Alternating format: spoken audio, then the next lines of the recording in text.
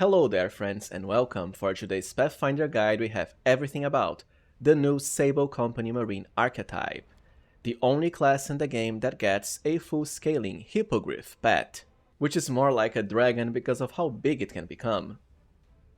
And through its unique and very powerful flying attack feature, you'll even get to dive bomb on top of enemies, from far away, instantly one-shotting whole packs, with close to 2000 points of damage on critical hits and even higher than 1000 on normal charged strikes.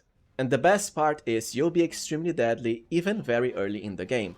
As a matter of fact, during chapter 1 at the very first dungeon, you'll already be one-shotting entire enemy packs, which of course makes for a very fun playthrough, all further boosted by the Demon Mythic path for even more outrageous bonuses to mounted combat. So without further ado, let us get into our Hippogriff riding SABLE Company Marine Ranger build. First with the core mechanics of the class. The SABLE Company Marine archetype is of course all about the Hippogriff pet, and you'll get it as early as level 1 with full scaling, unlike normal rangers who only have a pet at level 4+. The Griffin is definitely a good pet. I mean, it's no dog and wolf, but it's still quite good because you can ride it as early as level 1. And mounted combat is really powerful in this game. It starts with 1 bite attack, but you can get more later through haste and also some bonuses. And at level 7 gains 2 claw attacks. It won't have as high AC as the leopard, but it's definitely still good enough.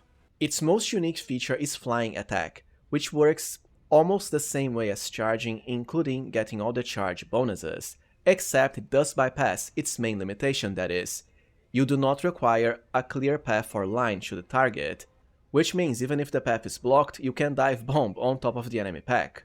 The enemy will also be considered flat-footed against the first Hippogriff's attack made as part of flying attack, which is great for less AC and higher hit potential. The only downside is that you cannot use flying attack out of combat, so you can't ambush enemies with it. But here's the best part. The Hippogriff still retains the normal charge move, so just use that out of combat. As a matter of fact, I would only recommend flying attack if the path was blocked, cause normal charging is good enough. Or later for dive bombing when you have some extra Demon Mythic path buffs for free attacks. And if you're mounted, you'll also attack the target of the Hippogriff's flying attack as a full round action. This even works for ranged attacks without the penalty of being hit by attacks of opportunity, but honestly it's much better for melee because of all the charge bonuses you can stack. Even early, the Hippogriff will already be immune to ground-based effects like difficult terrain, which is great because you can spam grease at will, and both the rider and the Griffin will be safe. And well, besides the pet, you'll also have other abilities that enhance the power of your Hippogriff. Starting from level 3, the Hippogriff can use the strongest wings. As a standard action, you can create a whirlwind that will attempt to bow rush enemies away from you. If it's successful, they'll be flat-footed against the next attack. It's not particularly good because, well, as a standard action, you can't attack and use it on the same round, but at least you can still attack with the rider. It's just that, you know, charging with both the rider and the Griffin, or just going for a flying attack is much better than wasting actions using this. Then at level 12, you have Feather Confusion, which will increase the armor class of your Hippogriff by +3 against melee attacks. The same for the rider. And this all culminates in your very powerful Capstone ability at level 20, Sable Strike. If the target of your flying attack is your favorite enemy, after all you are a ranger so you can still select favorite enemies, both the rider and the Hippogriff will automatically score critical hits on the first attack, with the added bonus of increasing the multiplier by +1. Considering you can stack all sorts of charge bonuses that also increase charge damage, this is really good. Now before getting into our SABLE Marine build, I just want to cover some multiclassing options, because here's the thing. The bonuses you get past level 1 aren't exactly that good, I'm afraid. Ideally, if you wanted to min-max this character, you would only get 1 level of SABLE Company Marine, as that's enough for the Hippogriff Companion, and then multiclass into either Cavalier and Gendarme for loads of extra feats, most importantly amazing charge boosting abilities like Mighty Charge and Cavalier's Charge, or Monk and Sohei, which is the mounted monk, for loads of extra unique monk abilities and most importantly, weapon training. Because monks besides Drunken Master have to be lawful, this of course won't work with Trickster, AZATA or Demon. For our SABLE Company Marine build, however, I have decided to keep this character pure, because, well, I think it would be disappointing to make a whole guide about a new class, but only pick one level into it, if you catch my meaning. But anyways, you have these other options for multiclassing that I just provided, and by remaining pure, you'll still have access to all ranger spells, some of which are very good, especially the low-level buffs like Acid Maw and Lead Blades. Also the Animal Aspect spells, which means you can easily proc Master Shapeshifter on yourself, the mythic ability for huge bonuses to all physical scores. Sense Vitals for free sneak attack, which both Sohei Monk and Gendarme don't get. And Aspect of the Wolf is amazing for combining with Demon Mythic Path for the free trip, which of course means more attacks through the Aspect of Kalavaku's demonic ability. So let's get right into our SABLE Company Marine build at last. For race, I'll be going with human, as always is the one I prefer, but it's not necessary, as you do get bonus feats as a ranger, the same for monk and gendarme if you want, which means around level 10 plus you'll have enough feats to spare, so you don't have to be a human. For background, as always, 330 and pickpocket for higher initiative.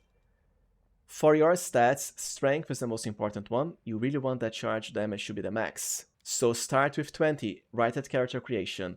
With both the demon and the trickster paths, you can increase this to an even score later.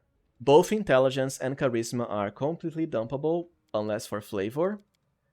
Then 14 constitution for a nice amount of hit points, even if the hippogriff will protect you from most attacks, just in case. Followed by 14 dexterity and 14 wisdom just for the ranger spells. Of course, if you don't want to dump your mental stats, you can always reduce dexterity and, for example, go for 10 intelligence, 10 charisma, and so on. You can even start with 12 wisdom, the rest you can get from gear, which of course means almost no negative stats. But for min-maxing, this stat spread is ideal.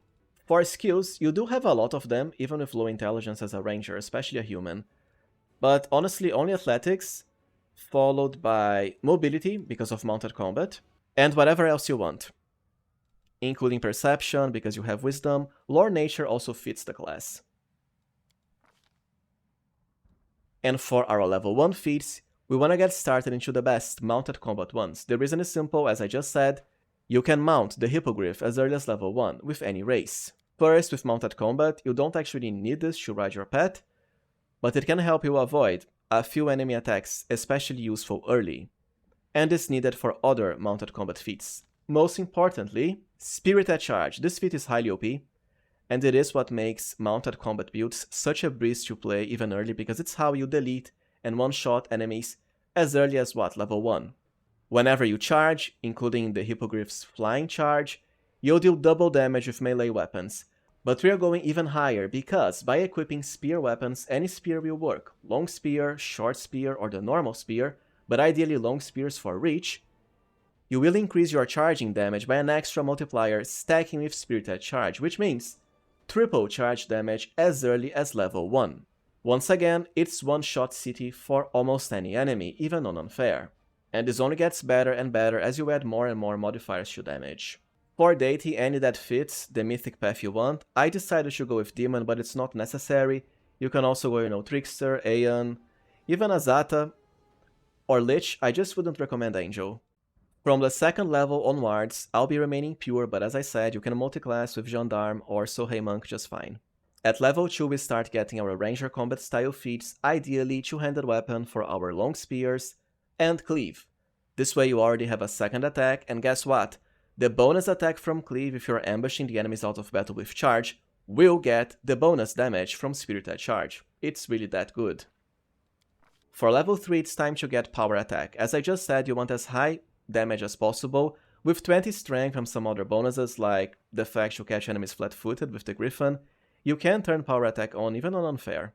For the first favored enemy, we of course want to focus into all the demon ones. Sadly, unlike Demon Slayer, Ranger, we have to pick them specifically.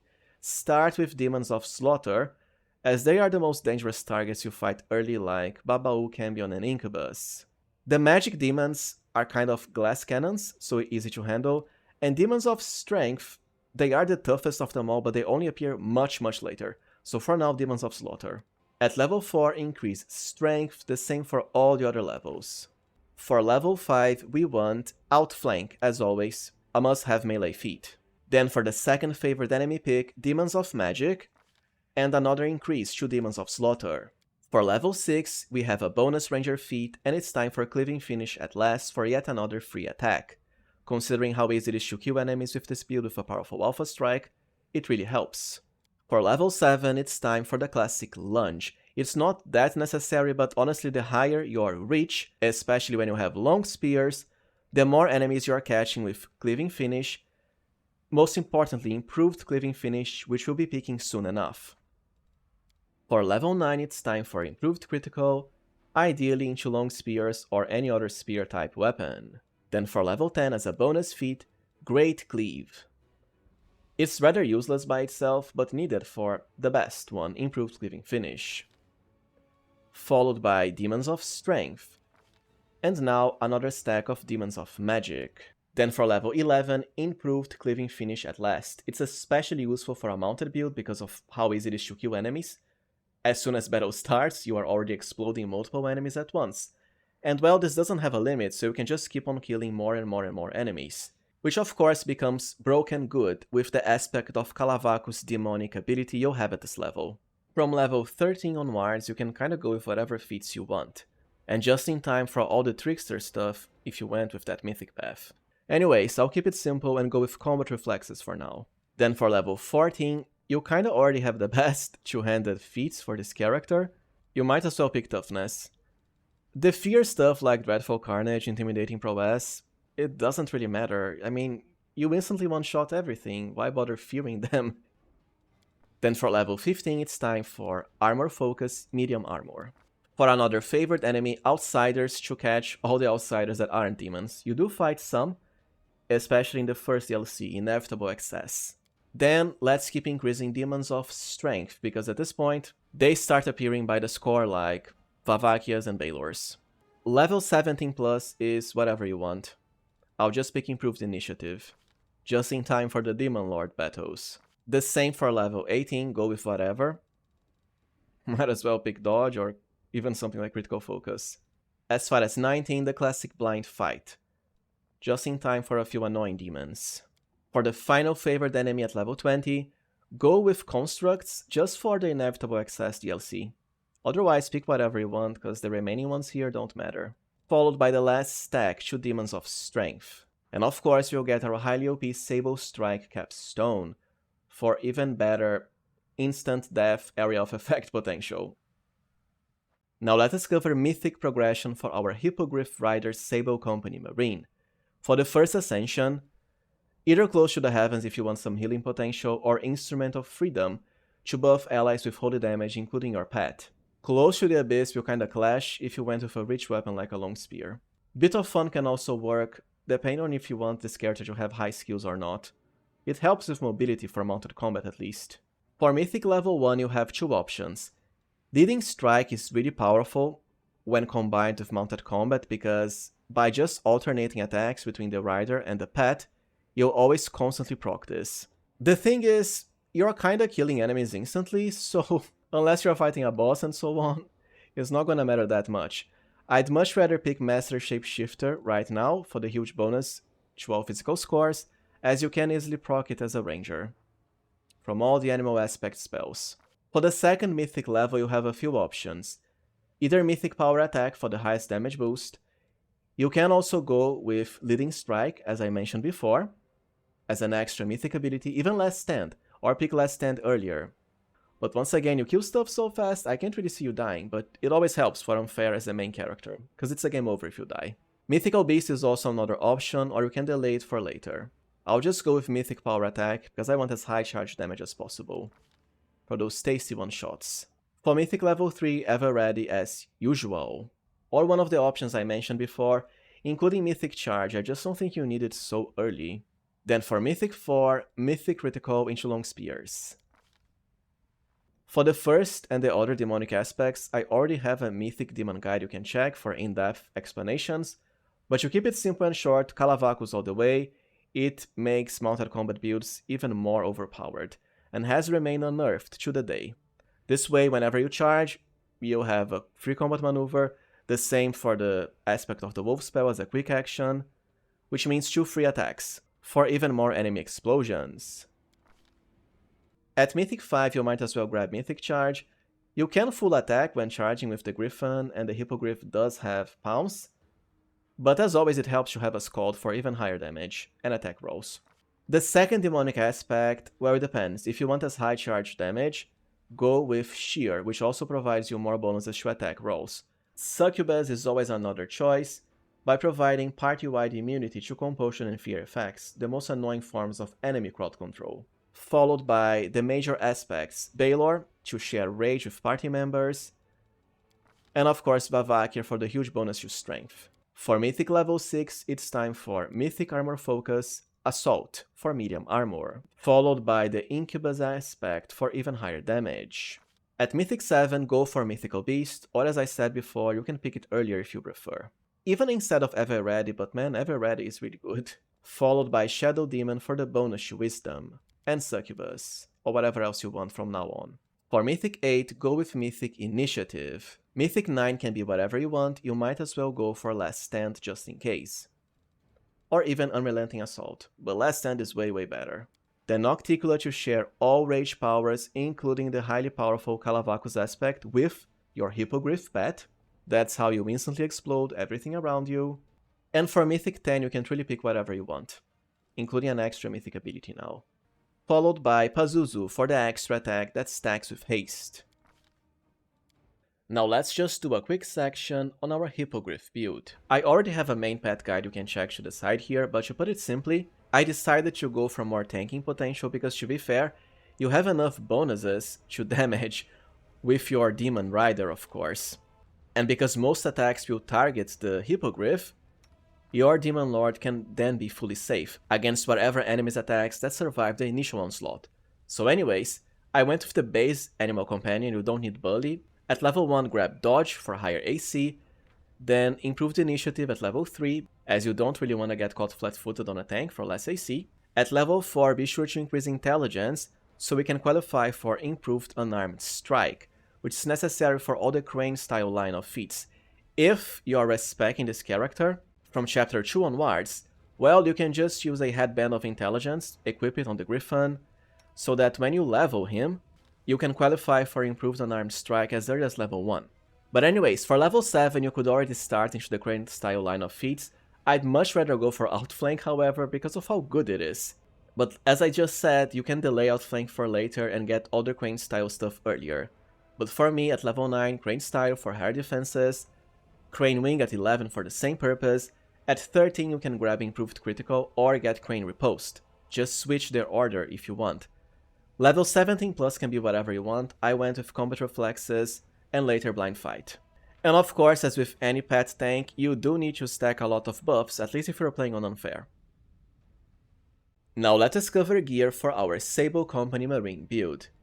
For the amulet, Valaxias as always is the best. We want as high strength as possible for loads of damage, especially when charging. But Voracious Spirit is also another great choice. For armor, go with the Chainmail of Camaraderie early, from Chapter 2 onwards, but ultimately, Life Infuser of course for the huge bonuses to both Strength and Constitution. Shirts and robes don't really matter for this character, besides the Robe of the Seven Sins to increase your caster level, which is great for some demon buffs, especially Abyssal Skin, so that it goes even above the Bark Skin spell. For belts, just belts of Strength earlier, ultimately Physical Perfection for all physical scores. For gloves, Fencer's Gift as always to increase your damage when two-handing, and this character can hit very hard. It's even better with the Sohei Monk multiclass, because you'll then have weapon training, to increase it even further. For boots, just the classic boots of Stampede. After all, mounted combat is all about charging, especially with the Griffin's flying attack. For helmets, I decided to settle for Demonic Resentment, as it does increase your bonuses when raging, something demons excel at. But there's other options if you prefer, like some initiative boosting helmets, and of course, the Hat of the Bitter End, but you have enough attack rolls as is. For goggles, just Piercing Gaze as usual, or you can go with Resmir's Mask of course, if you have the latest DLC, which is required for SABLE Company Marine anyways. For cloaks, earlier cloaks of resistance, ultimately the demon mythic cloak as usual because it does let you go above the cap for the demon aspects, which is how you can get such amazing stats. For rings, triumphant advance as always to double morale bonuses, followed by the 7 virtues of a true ruler, which is why I didn't go with Aradan's belt, as it's exclusive, you have to pick the ring, talisman or belt. This is much better on a demon character because its unique ability will double the amount of demonic rages you get, your strongest feature. For bracers, anything early, including the lucky braces you start the game with, followed by the braces of slaughter for the highest damage boost as always. Now let us cover weapons and quickslots. I decided to go with spears because they are, after all, the best weapon for mounted combats due to the amazing charge bonuses. The best one is the fabled hero's lance, but you can only get it kinda late in the game, chapter 5. It's an oversized spear, so has higher base damage by default, even increases your attack rolls and damage when mounted, and most importantly, provides an amazing boost to charge damage, 8d6 piercing. Also has Dragon Bane, but unfortunately you don't fight many dragons in Wrath, unlike in Baldur's Gate 2, something I wish the game had. You don't really have that other many good spears, but earlier, during chapter 1, you can buy the Devastating Blow from Above long spear at the blacksmith in the tavern. It will provide an extra 1d4 piercing damage when mounted, which is always for this character. And honestly, for the rest of the game until you get Fabled Hero's Lance, you can keep to Devastating Blow from Above, or just turn Finian into a long spear, as it does get extra upgrades at chapter 3 and 5. Followed by of course the Sea Mage's Staff to combine with Robe of the Seven Sins for higher caster level on demon buffs. The same for Ranger, as this way you can use the Greater Magic Fang spell to enhance your Griffin's natural attack to the max, thus freeing the Talisman slot. For quick slots we have Jarsigax as usual for higher damage, the Signet for higher skills, some meta magic rods only for a few offensive demon spells but they aren't that necessary, but you can always extend them at least. Something very important however for any demon character is the duality of Conjuration and Summoning. You use this to summon creatures once per rest, but most importantly, whenever you activate it, you'll also get a unique scroll. It's random, but one of them will actually increase the amount of rages you have per day, including Demonic Rage. So even at chapter 3, when you first have the Demon Mythic Path, you'll have 4 uses of Demon Rage. Much better than just 3, as it is the main weakness of any demon build. And there's always the lucky dice for some minor luck bonuses. Well, alright friends, so this was it for our Sable Company Marine Hippogriff Rider character. If you found this guide useful as always, please remember to like, subscribe and also consider becoming a channel member if you can.